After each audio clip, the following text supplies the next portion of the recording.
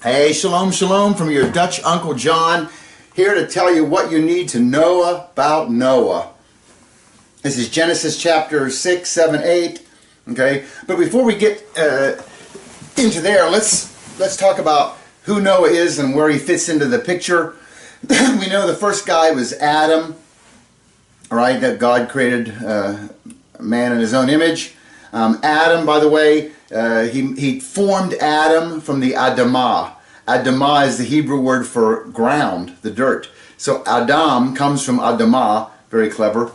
And Adam is made up of two things. Aleph is God, and Dam is the Hebrew word for blood.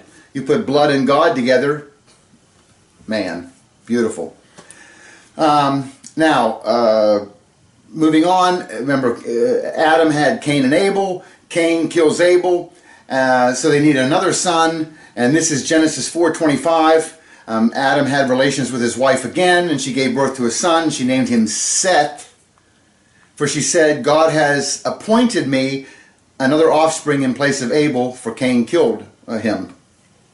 This word Seth is the Hebrew word for appointed. You'll see, I have them both in purple here. Seth means appointed.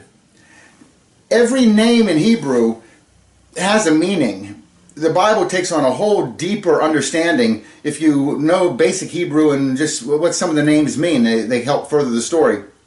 So Adam's name is the word for man, Adam.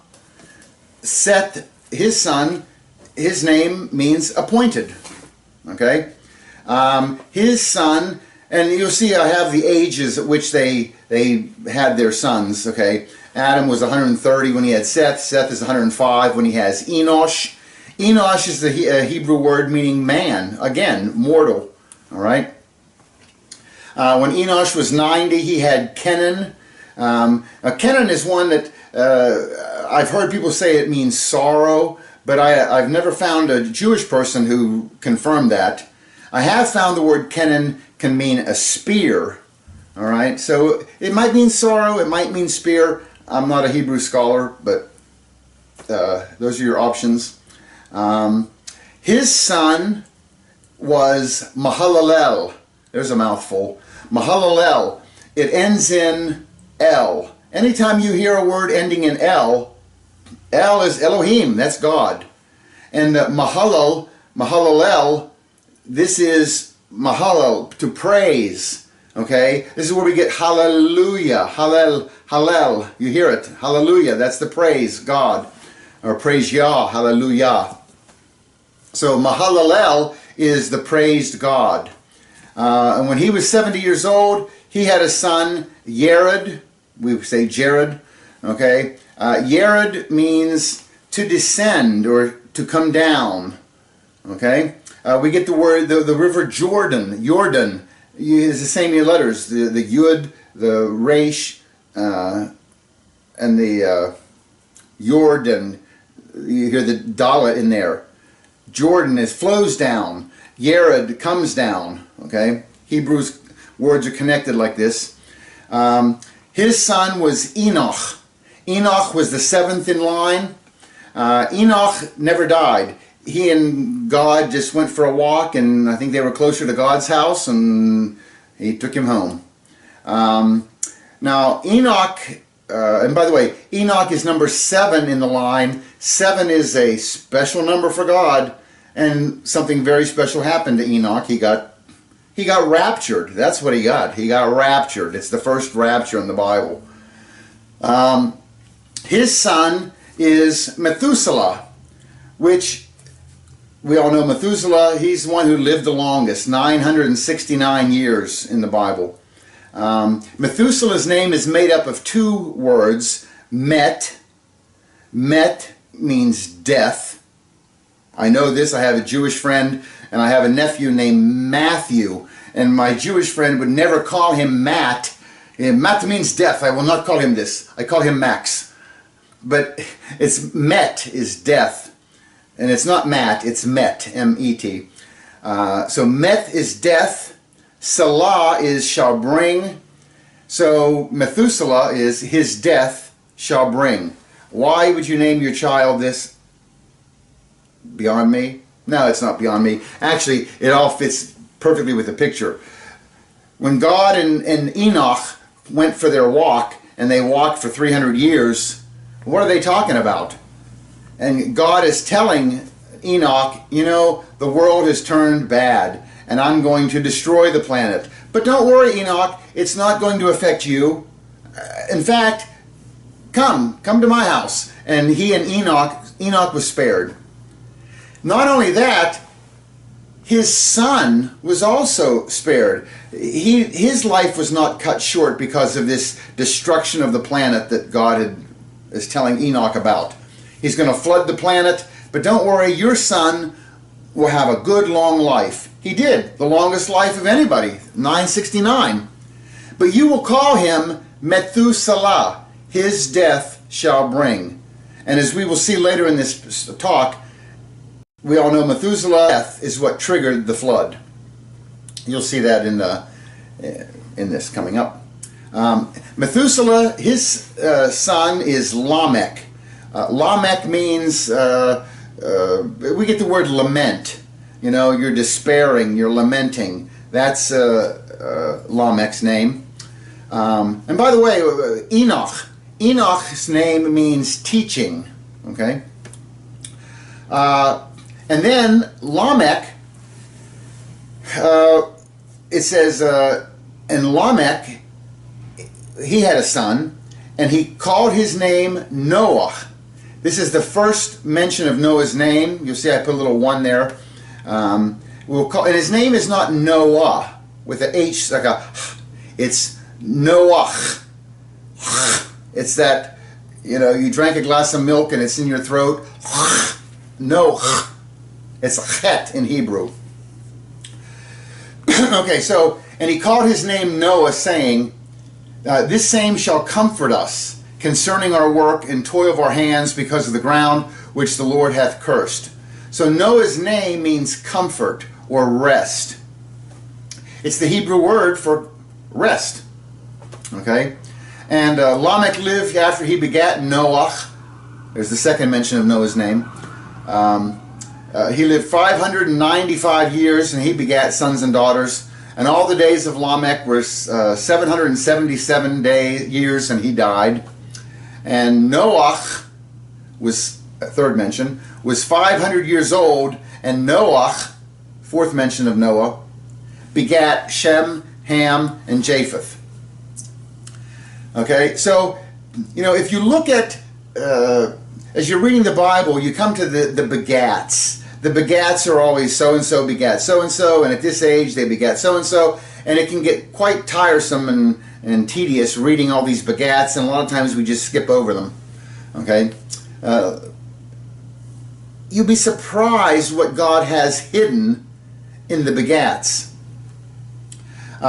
For example, I have the ages here on the chart of each one of them when they were born and when they, or not when they were born, when they died and when they gave birth to their son. And you can see Enoch was 65 whenever he gave birth to Methuselah. Methuselah is 182, it says, when he gives birth to Lamech. Got it? Lamech is 187 when he gives birth to Noah. So Methuselah is still alive. Methuselah was going to be, he was 182 when Lamech was born, and let's add 187. He's now 369 when Noah is born.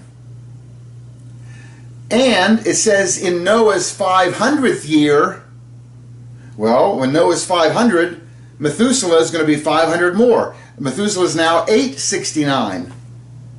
So when Methuselah is 869, Noah is 500, and he has the triplets, Shem, Ham, and Japheth. And by the way, we know these three are triplets. How do we know? Because it says in Noah's 500th year, he had Shem, Ham, and Japheth. He had to have all three of them in 1 year. There's either going to be twins and a single, or they're triplets. I'm guessing triplets. And then it says later on, in Noah's 600th year, God said, in 7 days I'm going to make it rain. Well, in Noah's 600th year, Methuselah is going to be 969. And we know that's his final age. That's when he dies. So Methuselah dies at 969. His death shall bring. And 7 days later, it starts raining. And why 7 days? The Jews have a tradition called, they sit Shivas. And they sit and mourn for 7 days when someone dies. So when Methuselah died, Methuselah being the grandfather of Noah, God gives Noah 7 days to mourn, to sit Shivas for his grandfather Methuselah, and then it starts to rain. So very clever how all those things that you just read and race through, they actually have some pertinent stuff in there. And it ties in nicely with Methuselah's name, his death shall bring. Okay, so let's jump to Genesis 6:3. Then the Lord said, my spirit shall not strive with man forever, because he is also his flesh. Nevertheless, his days shall be 120 years. So here God is limiting, so it seems, man to 120 years alive on the planet. But, you know, not every time God says one thing does he mean that thing. It can be taken a different way. And here's a really good example of it. Because we know, for example, Noah lived 350 years, Genesis 9 says, after the flood. So all the days of Noah were 950 years, and he died. Well, that doesn't fit what that last verse said. He said, my spirit will not strive with man forever. His days shall be 120 years. So God in chapter 6 is saying he's limiting man to 120 years. And 3 chapters later, in chapter 9, we see Noah living 950 years. Jump ahead a lot of years, you come to Abraham and Sarah. Sarah lived to be 127 years. These were the years of Sarah, the life of Sarah. And Abraham, these are all the years of Abraham's life that he lived, 175 years. So how can God in chapter 6 of Genesis say he's limiting man to 120 years, and then he gives all these examples of people who live more than 120 years? We know God cannot lie. So there must be another interpretation or something that's going to fit to make this work. Because he cannot be talking about physical age of human beings at this point. Now, we're going to kind of skip ahead, and this is a little technical, but in Leviticus 24, he talks about the, maybe you already know about the Sabbath, right? Every 7th day of a week is this Shabbat, the Sabbath. It's the day of rest. Not only is every 7th day a day of rest, but you have every 7 years is a sabbatical year where, if you're a farmer, which they were, you let the land rest on the 7th year. Not only do you is the 7th year this special year, but then he tells us to, in Leviticus 24, to add up seven sabbatical years. So 1, 2, 3, 4, 5, 6, 7 sevens, that's 49 years, and that 50th year is going to be called a Jubilee year, in Hebrew, Yubel. Okay? The Jubilee year is every 50 years. And Jubilee years are big with God. If you go back and look at major things that happen in Jubilee years, and certain things do have to happen in Jubilee years. The land has to be given back to its original owner, your debts are forgiven, your slaves are freed. Big things happen in Jubilee years. I contend that God, He's not sitting there with a stopwatch timing everything.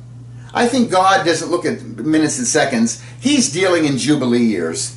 And when he says that my spirit will not strive with man forever, his days shall be 120 years, I think what he's saying here is he's setting aside 120 jubilees for mankind as a whole. Not any one man, but all of mankind. Does that make sense? I think so. Okay, so actually, from Genesis 1:2, the earth was formless and void, and the Spirit of God was moving over the surface of the earth.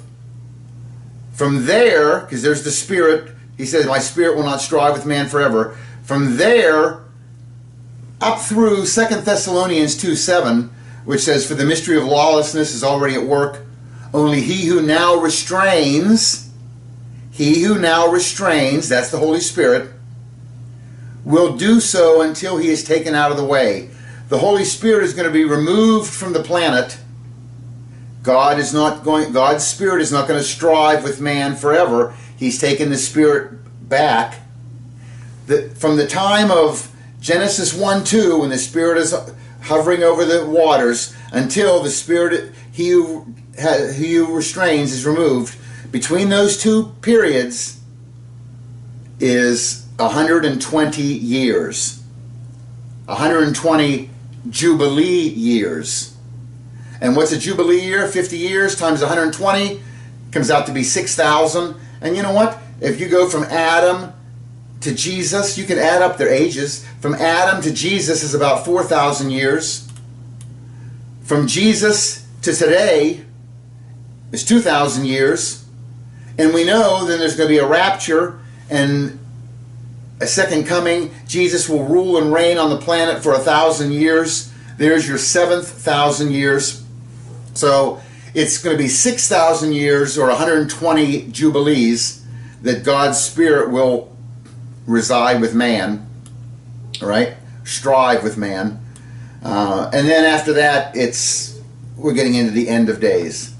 So it all kind of fits nicely. And you see, it's 6,000 years from Adam to today, 1,000 years of peace that Jesus will rule and reign. There's your 7,000 years.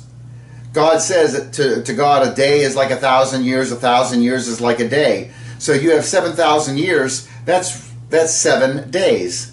That's a week that God has put aside for this whole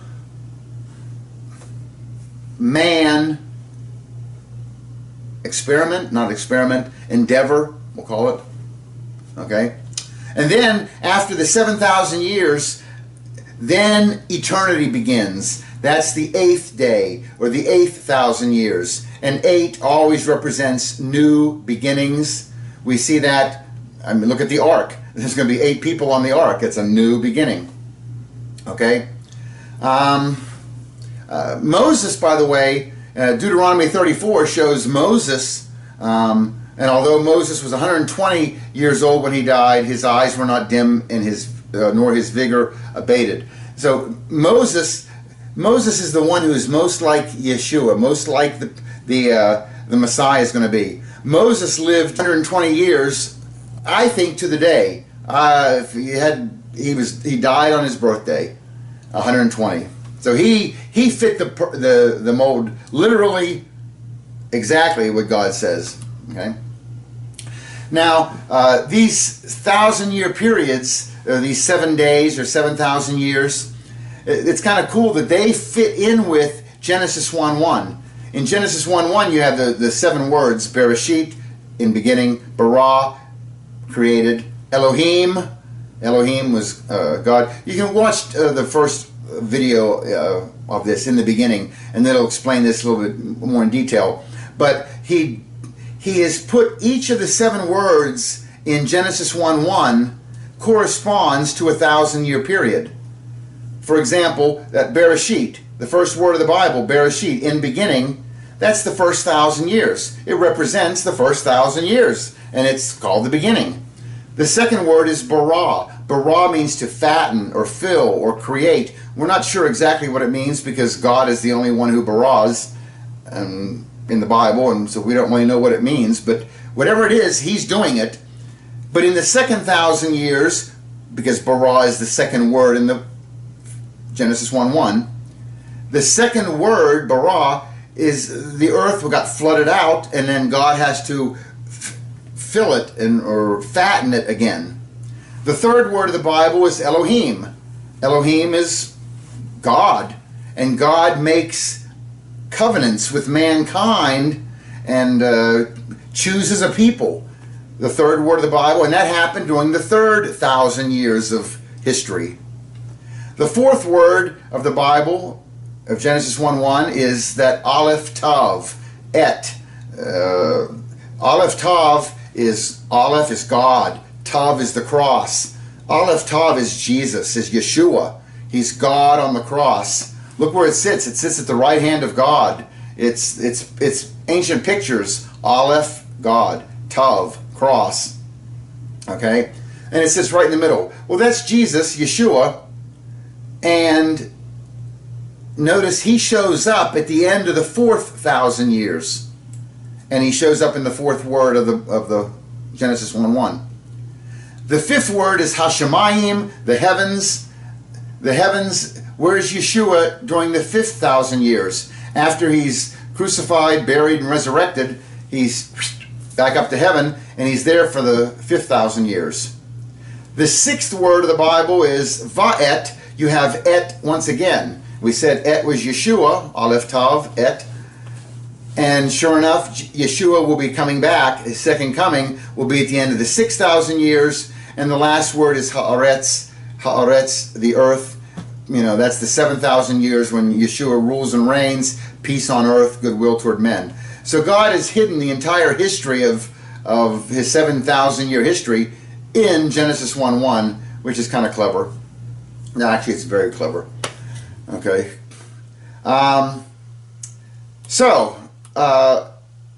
By the way, this 1,000 years, as we said, God said a day is like 1,000 years, 1,000 years is like a day to God.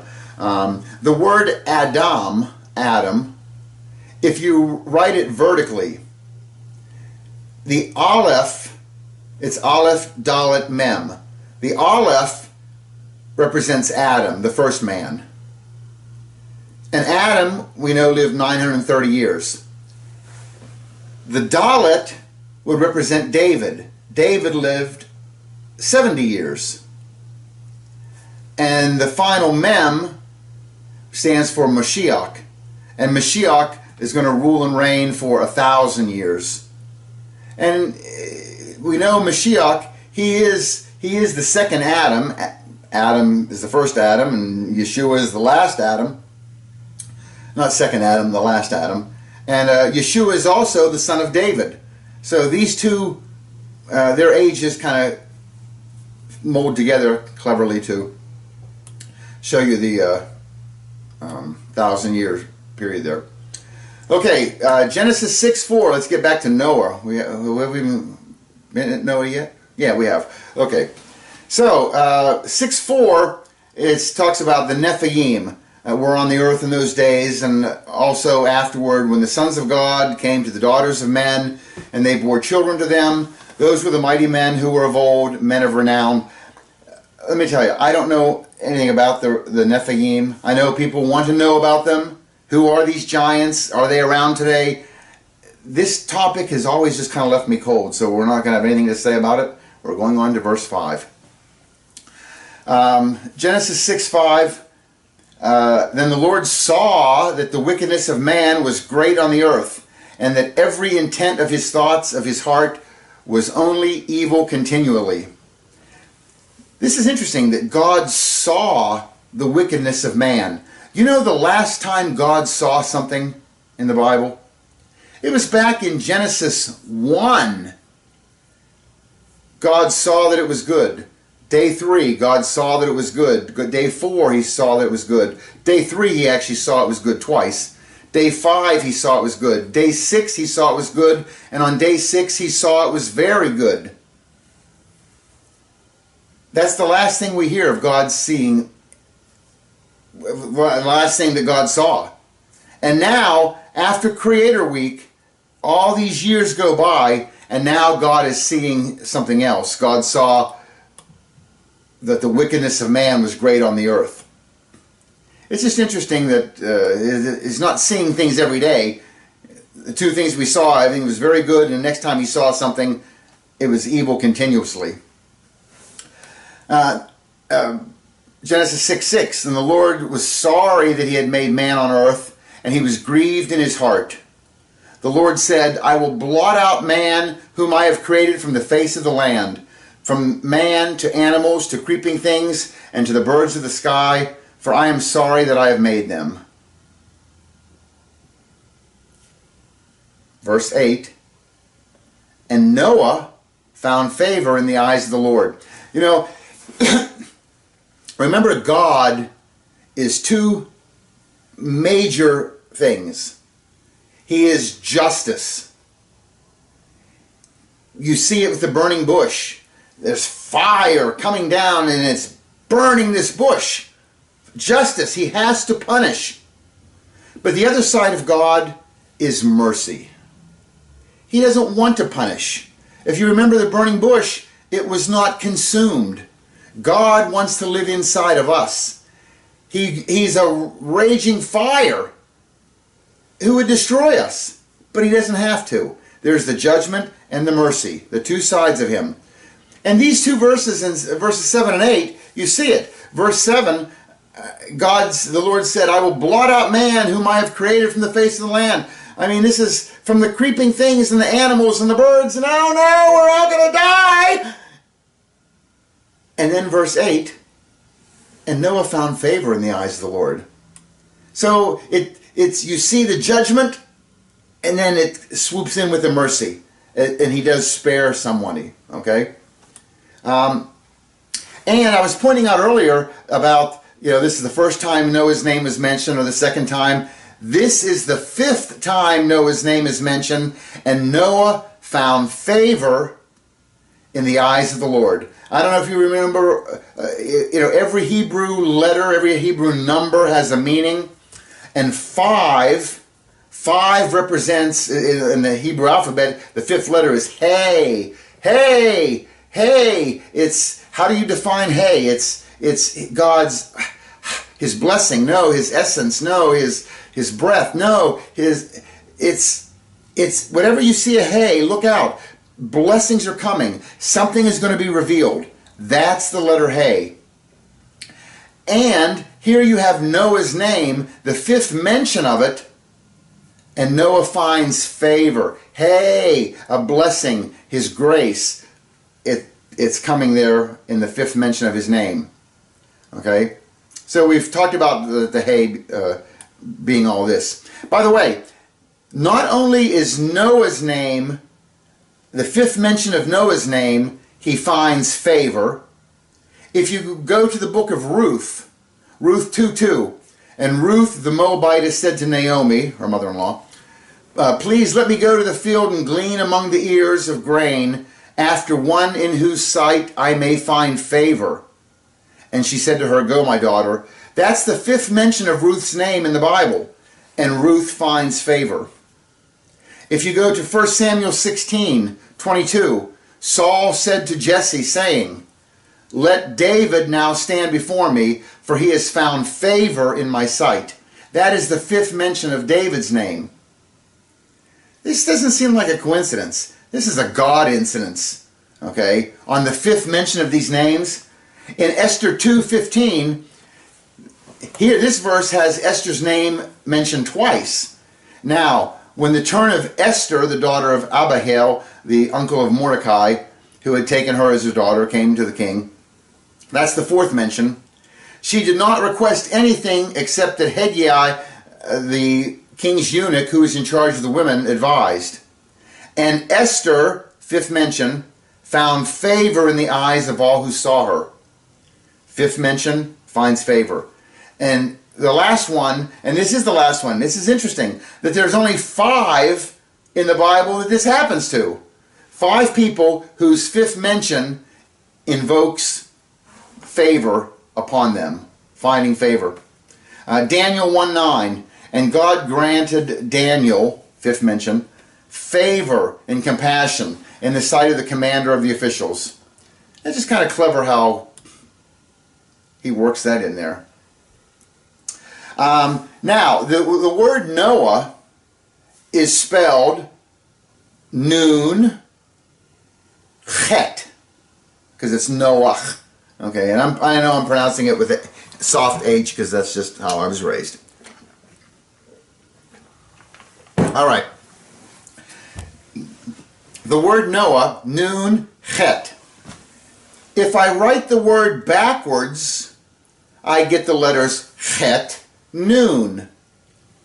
And remember, certain letters, there's 5 letters that are that have a final form, and the Nun is one of them. If you're going to write it, if it's the first letter, you write it this way. If it's the last letter of a word, you write it this way. A different Nun. Okay, but they're Nun. Nun is Nun. Okay. But if you write Noah's name backwards, Chet Nun, it spells grace, chen in Hebrew, or grace. It could mean favor. It's kind of clever that the 5th mention they're finding favor, and Noah's name actually spelled backwards is the Hebrew word for favor. And in this verse 6:8, this is the first usage of the word chen in the Bible. There's a good rule to go by. Look at the first mention of a particular word, and that word will kind of, or the verse will kind of define that word by where it is in that. Does that make sense? An example is with the binding of Isaac. Remember, God tells Abraham, tests to him and says, take your son, your only son, whom you love, Isaac, and go to the land of Moriah and offer him there as a burnt offering on one of the mountains which I will tell you. Okay, this is Genesis 22, the binding of Isaac story, the Akedah, the Jews call it, the binding. That's the first mention of the word love in the Bible. God said, take your son, your only son, whom you love, Isaac, and go to the land of Moriah and offer him as a burnt offering. Giving your son as a sacrifice, that's the epitome of love. And that's the first place, that's the first time love is mentioned in the Bible. So here with Noah, we see chen, the first time grace or favor is mentioned in the Bible. This is, it helps define what grace is. God's going to destroy the planet. But chen, he's got grace, he's got favor for Noah, and he's spared. Okay? And if you look at the ancient paleo representations of these letters, chen, or a chet, is a wall or to protect, okay? And Nun, remember, was life. Its ancient picture looks like a little sperm or a fish, and the fish's tail is always moving. It has life, vitality. That's where we get the letter N, zig, zig, zig, up, down, up. Nun, life, okay? So chen, chet, nun, protects life. And sure enough, grace, it's grace. By grace are we saved. It's grace that protects our life. And Noah's name, if you read it back, flip it and read it, it's Nun Chet. Nun is life, Chet is a protector, a preserver. So Noach, his name actually would mean life preserver. Very appropriate and clever, God. Putting him on a boat. Okay? Genesis, we're still in chapter 6, verses 9 and 10. It says, these are the records of the generations of Noach. Noach was a righteous man, blameless in his time. Noah walked with God. And in verse 10, Noah became this father of 3 sons, Shem, Ham, and Japheth. I do want to point out this word for generations. It's the word toldot. And in this verse, it's misspelled.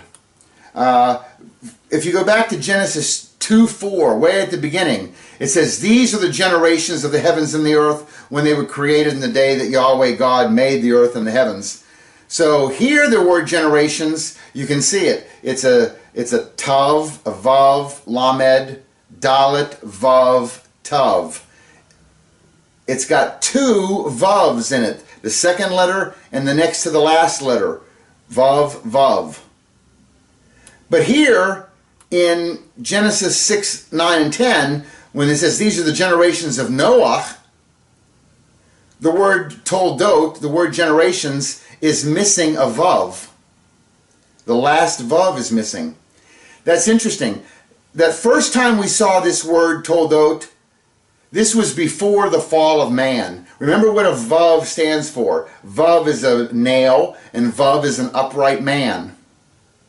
So prior to the fall of man, the eating of the apple, or whatever fruit it was, prior to that, the generations were perfect. The word was spelled correctly with both vavs.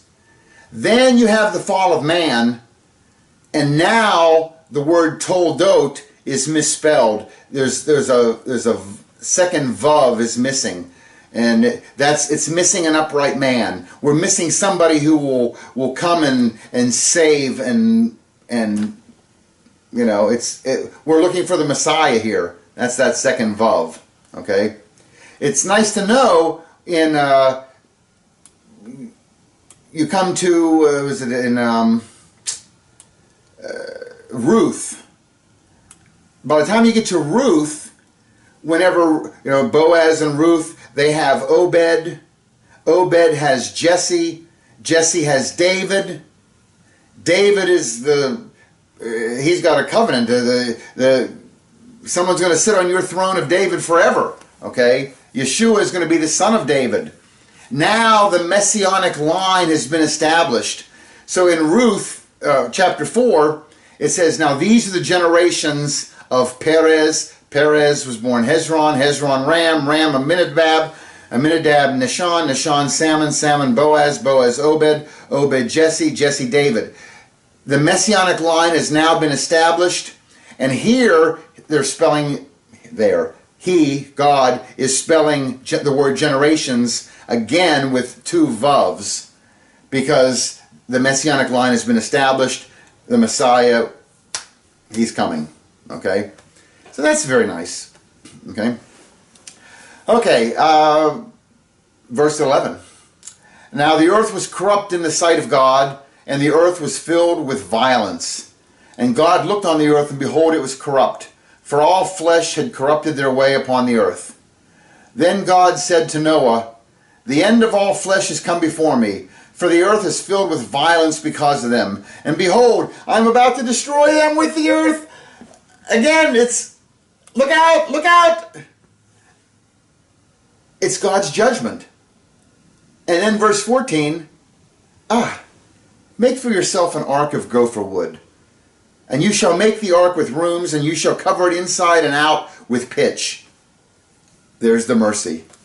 It always seems whenever the judgment is coming, it's coming, it's coming, and then the mercy pops up. How God is that? I love it. Okay, this word, by the way, for ark is tabah. It's a tav, a bait, and a hay. Tabah, ark. All right.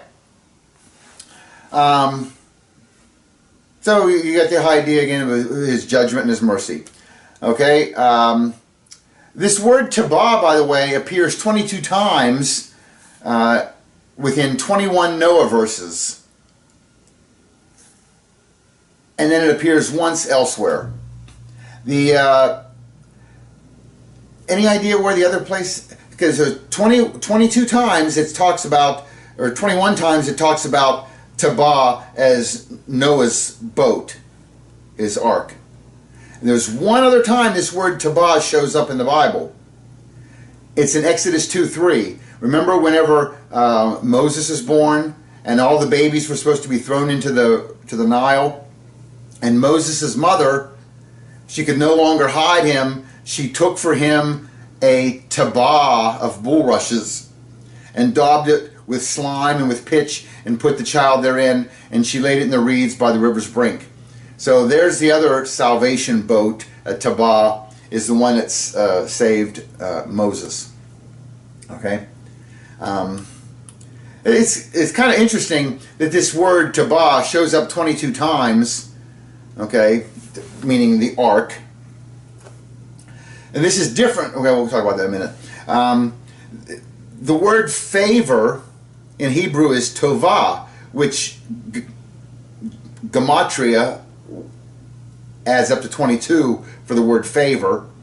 And the word favorite is habib, and it also adds up to 22.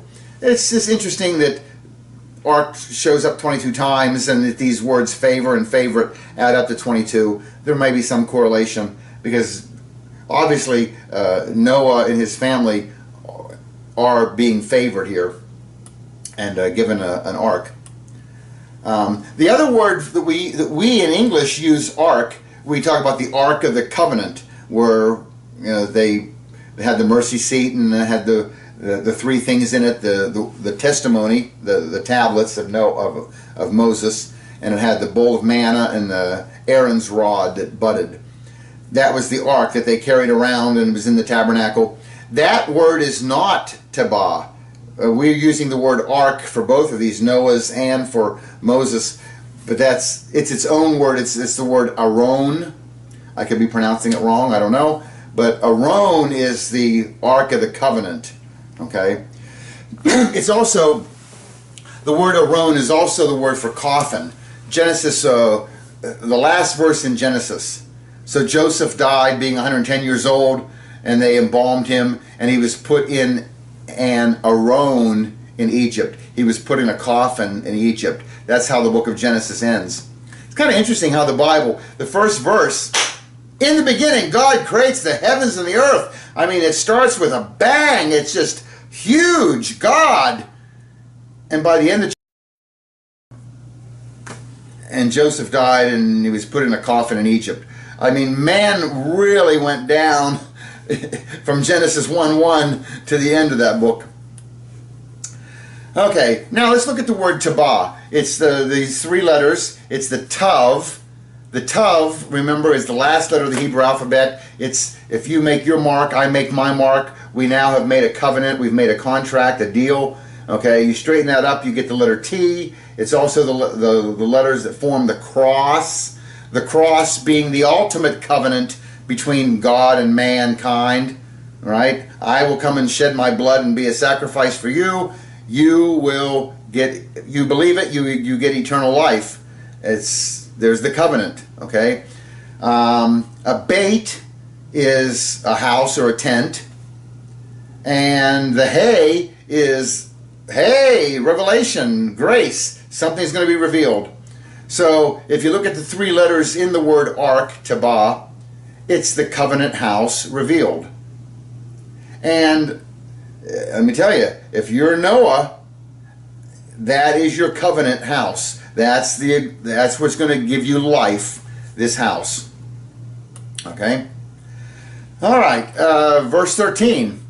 Then God said to Noah, well, we've already talked about this, where the end of all flesh has come before me, and the earth is filled with violence because of them. Behold, I'm about to destroy them with the earth. Make for yourself an ark of gopher wood. You shall make the ark with rooms. You shall cover it inside and out with pitch. This word for rooms is kanim, which is like a nest. Think of birds in a nest. Okay, so I don't know what you picture the ark to be, but he's referring it. We translate it in English as rooms, but in Hebrew it's pictured as nests. So I can see all these little cubby holes on the sides for different animals to be living in. Okay, and it kind of reminds me of John 14:2, where Jesus says, "In my Father's house are many mansions. If it were not so, I would have told you. I go to prepare a place for you." That word mansions is not really mansions. It actually is it's the Greek, but it can be translated as nests also. So heaven is going to have these nests for us, just like the ark had these nests for the animals, and that's kind of nice. Okay, now he says in 14 again, make yourself an ark of gopher wood. You shall make the ark with rooms, and shall cover it inside and out with pitch. The word for pitch is kopher. Okay, this word kopher, it shows up, I think, like 17 times in the Bible, and it has different meanings at different places. This is the first use of the word kopher, and it's the only use where it uses it to mean pitch. Pitch being tar, right? The black, yucky, sticky stuff. Okay. So he's going to cover this tabah with kopher. That's the first use of kopher, by the way. There is another use in kopher where it sometimes can mean village. Okay. I have a friend who lives in Cana, or Cana, they say in this is where Jesus did the first miracle, right? Turned the water to wine at the wedding of Cana, the wedding of Cana. Okay, his village, he'll call it Kopher Cana. But they kind of run that Kopher, they shorten it into like Kafar Cana. And it just becomes like one blurb, Kafar Cana. Oh yes, you're coming over to Kafar Cana? I'll meet you in Kafar Cana. I'll meet you in the village of Cana. Okay? We also may have heard it in Kafar Nahum. You've heard of Kafar Nahum. Kafar is village. Nahum was he's one of the minor prophets in the Old Testament. Kafar Nahum, and remember, in Hebrew, the F sound comes from the letter P. P and F. They're kind of interchangeable. In English, we do it with phone in phonetics, right? So Kafar Nahum, if you change the F to a P, you end up with Capernaum. Capernaum. Capernaum is a famous New Testament town, okay? And it's actually the Hebrew Kafar Nahum, the village of Nahum. Okay, so one time it talks about Kafar being pitch. One time it talks about Kafar being a village. And the other 15 times it shows up, Kafar represents a ransom or an atonement, a bribe, okay? This is the more important one, and you've heard this one before too. Remember, the base word is kopher. It's a kaf, a pei, and a resh. And you can remember, the F can be a P. So kopher. I'm sure you've all heard of Yom Kippur. Yom Kippur, Yom Kopher. It's the Day of Atonement, the Day of Covering. I told you 15 times it refers to atonement or a covering, okay? A ransom. This is that same word. So it's kind of clever that the same word is used to seal this ark, okay? It's a covering. It's what's going to protect them. It's the Day of Atonement. That's the sacrifice when the priest puts the blood on the mercy seat. Okay, it's covering the sins of Israel. Okay, Yeshua, his death, burial, and resurrection. The blood is the kopher. It's the cover that God does not see my sins because of this sacrifice. Good stuff, huh? By the way, Yom HaKippurim. Yom is day, Yom, and HaKippurim, the Ha in front is the Im at the end is plural. Okay, so it's the Day of Coverings, the Day of Atonement. Kopher, this is where we get the word cover. Duh, it's in English. Remember, God was first on everything, okay? Okay, so, was there anything else I wanted to say about that? Because there was something, yeah, I think that might be it. I can't think of anything right now. Okay. Oh, no, this is important. This is it. It says, Make for yourself an ark of gopher wood. You shall make the ark with rooms, and shall cover it inside and out with pitch. You know, if I'm making a boat and I want to make it seaworthy, I could see taking pitch and putting it all around the outside of the boat. Makes sense. Why is he covering the inside of the boat with pitch? That's an interesting... We never stop and think about that, but that's what it says he's done. And here's what I contend. This ark, when it's all sealed, inside and out with pitch, it is a... how do you say it? It's sealed. It's airtight. Not only is water going to leak through, I think it is pressure. That's it. It's pressure like an airplane cabin. No air is coming in or out. And you know, if you think about it, you're going to have 40 days of rain, and then the water's going to be on the planet for 150 more days, and you're going to have waves and storms, and this boat's going to go way up in the air, and then it's going to come way back down, and it's going to be changing. You change altitudes fast, you got G-forces, and you got so many atmospheres of pressure that your ears are going to explode. I think the ark, because of this verse, is an airtight boat, okay? Just like an airplane cabin. And that the pressure changes did not affect them. Just my thinking. Okay, Genesis 6:15, it says, "This is how you shall make it. The length shall be 300 cubits, its breadth 50 cubits, its height 30 cubits. By the way, a cubit is, they always say, from your elbow to your finger. Okay, if you got a shorter hand, I don't know what you do, but there's a cubit. Okay, and I'm sure you could get into hours looking at these numbers and figuring out what they how they apply and what God has hidden in there. I will show you this just to give you an idea how big Noah's Ark is. Here's a kind of a scale with the remember Christopher Columbus had the Santa Maria. You know, here's Noah's Ark, the Titanic, bigger yet, the Queen Mary II, massive today. But you can just kind of get a picture of where Noah's Ark fits in with these things here.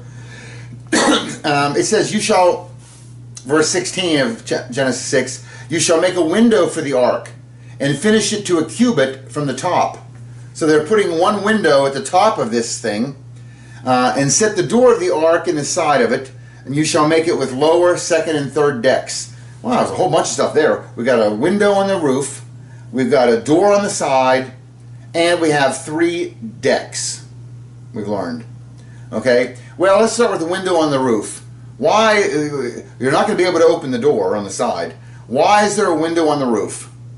Well, I think it's because, you know, whenever God was leading the people, he always led them as, you know, he was a pillar of cloud by day and a pillar of fire by night. It was always something up above that they had to look to God. You had to look up to see this pillar of fire. You had to look up to see the pillar of cloud. Okay, that was later in Exodus. So what does Noah need to look at? He needs to look to God. And he's got a window on the roof that he can be looking up to his salvation. Makes sense to me. Okay. And it says, you shall make a window and you shall finish it a cubit to the top, and set the door of the ark in the side of it. There's only one door. There's only one way in and out of this tabah, this ark for salvation.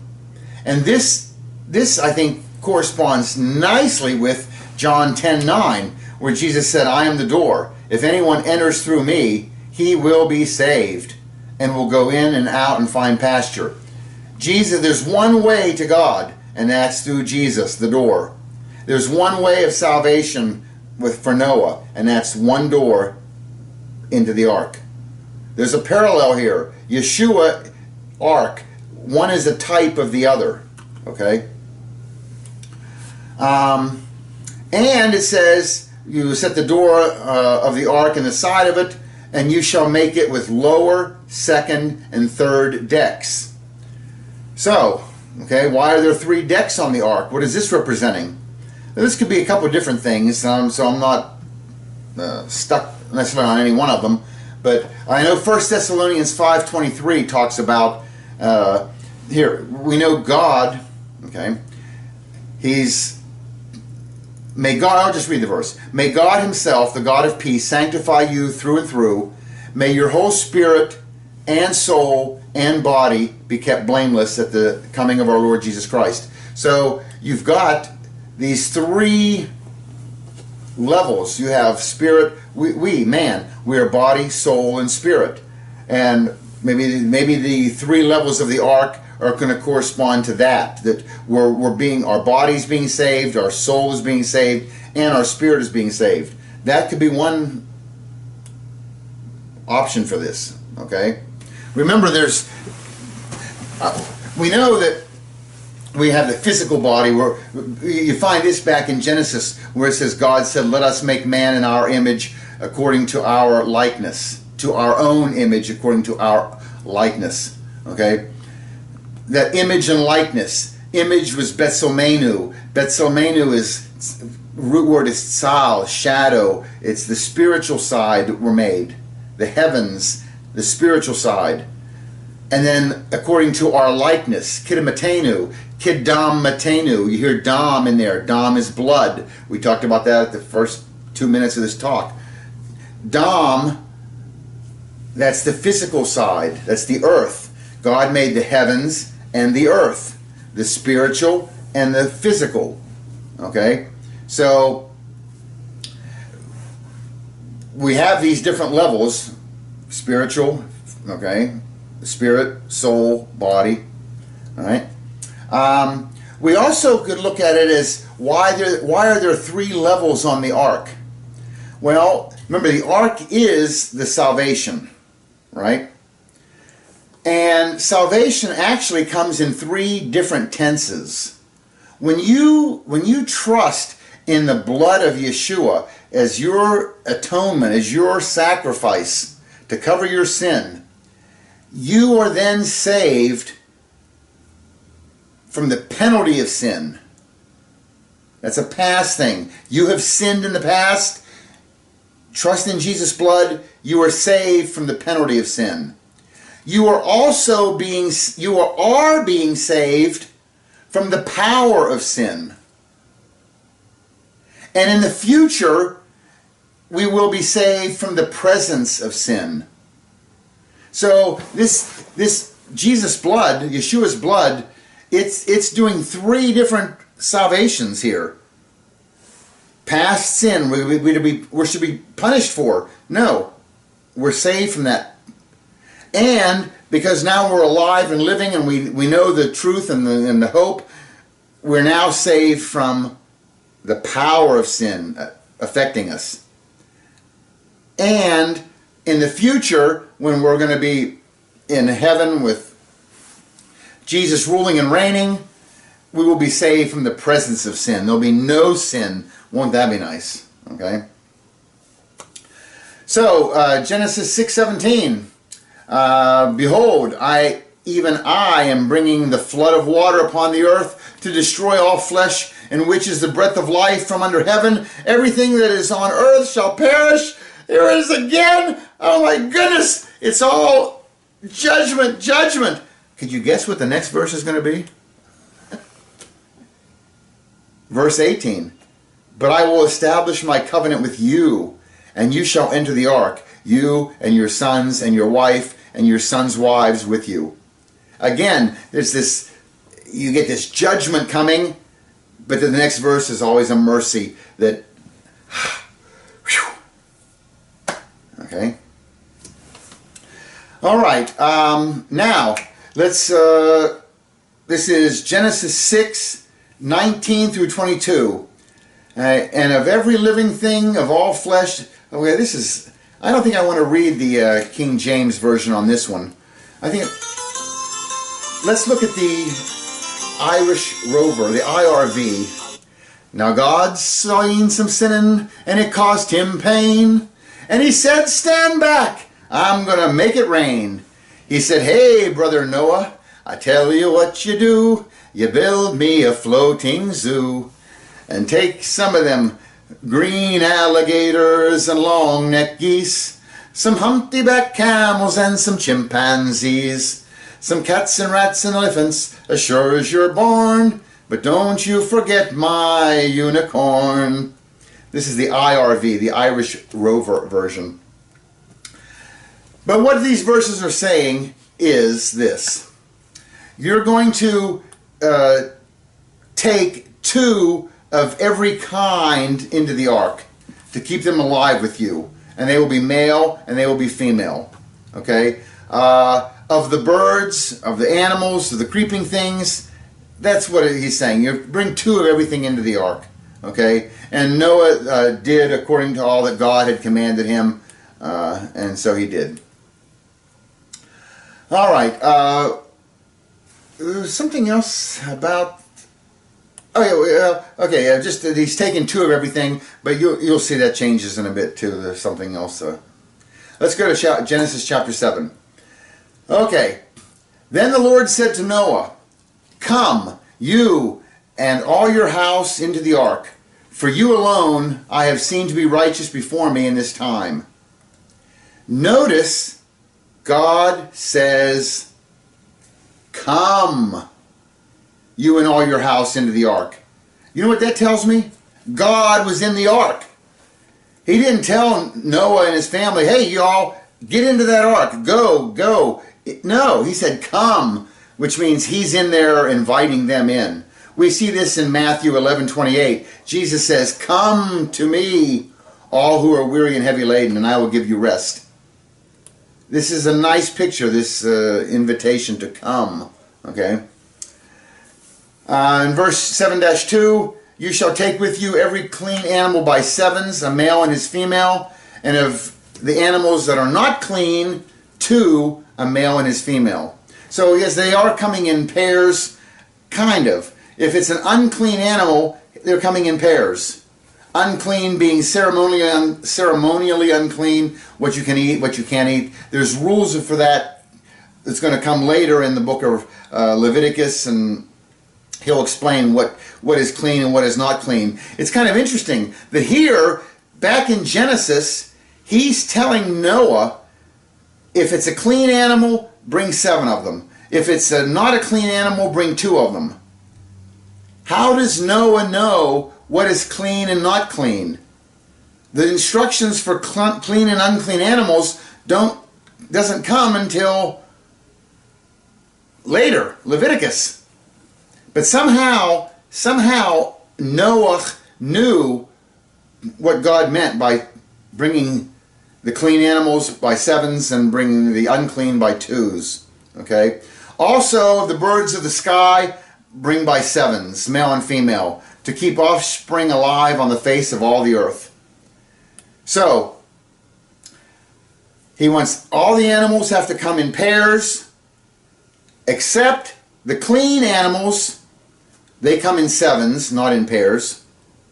And the birds, they come in 7s, not in pairs. And the worms don't come in pairs, they come in apples. Okay, Genesis 7:4. For after 7 more days I will send, there it is, after 7 more days I will send rain on the earth for 40 days and 40 nights. Here's where, remember I told you, he's given Methuselah. Methuselah's died. We know Methuselah, we can figure out the numbers. Methuselah dies at 969, that's Noah's 600th year. And he says, after 7 more days I will make it rain. He's giving Noah time to mourn for his grandfather. Okay, after 7 days, I will send rain on the earth for 40 days and 40 nights, and I will blot out from the face of the land every living thing that I have made. And Noah did all according to what the Lord had commanded him. Now Noah was 600 years old when the floodwaters came upon the earth, and Noah and his sons and his wife and his sons' wives with him entered the ark because of the water of the flood. Notice it's Noah's 600th year. That means Methuselah is 969 years old. He's going to die. He dies at 969. His death shall bring the flood. And Noah is given 7 days until it rains, because this sitting Shivas, you have 7 days to mourn his death of his grandfather. So here's the extended forecast for Noah. He's going to have 7 days of nice weather, and then you got 40 days of rain. Okay? Now let's look. I've mentioned here that Yeshua is a type, or the ark is a type of Yeshua. Let's look at some of the parallels. We see that the ark is taking God's wrath. God wants to destroy the planet, but the ark is the salvation. It's taking the brunt versus the people inside. They're not taking the brunt. Okay? Yeshua, he takes God's wrath. He is nailed to a cross and takes our punishment, our penalty for us. Okay? Those who are inside the ark are spared. Those who are inside of Yeshua, and we're spared. We're saved. You get it. Okay? The ark definitely shows a picture of the atonement of Christ. Remember the kofar, the cover, the pitch that's put all around it. Okay? And Jesus, he is our atonement. He is our kofar, our cover. His blood. Okay? We know that the ark had a door in its side, one way in and out. Okay? So the ark has its side opened up. Yeshua had his side opened up. They ran a spear through it while he was on the cross. There was only one way into the ark, and that's that door. There was only one way to salvation, and that's through Yeshua. We see in the ark there was an invitation to come. With Yeshua, he invites us to come, all you who are weary and heavy laden. Okay, these parallels are just there. You see them. We see the ark is made out of wood. We know that the cross was made out of wood. Okay, parallel there. You've got a resurrection and an ascension. Things are going up and down. Okay, you have those in the ark remain alive. Yeshua gives life. So both are connected with life, and both of these are given an everlasting covenant. We're going to get to this in part 2 of this Noah story, but you have God. He makes a covenant with the planet, saying he promises never to destroy the planet again with water, and he sets his bow in the sky, the rainbow, to seal this covenant. And in Jeremiah 31:31, you have a new covenant. God says, I'm going to give them a new covenant, not like the one in Sinai that they broke, a new covenant in the blood. Yeshua references it to at the Last Supper. Jesus says, I am this new covenant. Okay? So both of them get a covenant. That's neat. Okay? And let's just finish this up with, this is kind of a clever little bonus. We'll give you a big bonus at the end of the part 2. But a little bonus here. The word for sign in Hebrew is the word ot. Okay, it's Aleph, Vav, Tav. We probably talked about this in the first, in the beginning video. But the Aleph, you know, is God. A Vav is a nail. And a Tav is the covenant or the cross. So you want the word for sign. You want a sign? How about God nailed to the cross? There's a sign. Aleph, Vav, Tav. God nailed to a sign. God nailed to the cross. That's an ot, a sign. That word sign, ot, adds up to 407. Aleph is 1, Vav is 6, Tav is 400. No problem there. Now, you want another sign? The word tabah. Tabah is the word for ark. It's a tav, 400. It's a bait, 2. And it's a hay, 5. The word tabah, ark, it also adds up gematria to 407. Kind of interesting that the word sign and the word ark, the ark is a sign, okay? And you can even go a third one in Genesis 1:1. The sixth word is va'et. Va'et again is 407. And va'et, that is and Yeshua, and Aleph Tav, and Jesus. Okay? So you're seeing all three of these tied together. The word for sign, which is God nailed to a cross, and the word for va'et, which is representing Jesus, and the word tabah, the ark. They're all adding up to 407 on the gematria. Just clever how God just fits it all together. So anyway, listen, that's the end of part 1. There's a lot more coming up in Noah part 2. So far, just give God all the glory and praise and honor for putting all this together so beautifully for us to discover. So God bless. We will see you in part 2.